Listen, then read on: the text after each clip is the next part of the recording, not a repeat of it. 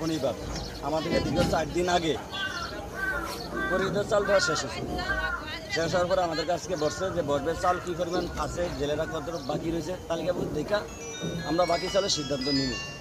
আমরা যখন 11 জন মেম্বার একত্রে পরিষদে আসছি, একজন মেম্বার আসে, হ্যাঁ, সে বরিশাল গেছে অসুস্থ।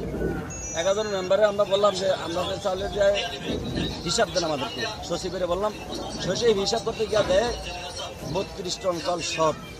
তারপরে আমি জিজ্ঞাসা করলাম এই চাল কোথায় গেল, উনি বললো এটা আমি পরে বলবো।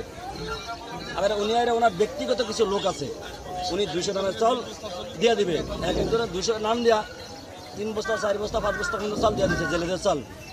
এরা জেলে না, এরা অন্য ব্যক্তি, তার নিজস্ব লোক, কারোর বাহিনী, এদেরকে চাল দিয়ে দিল।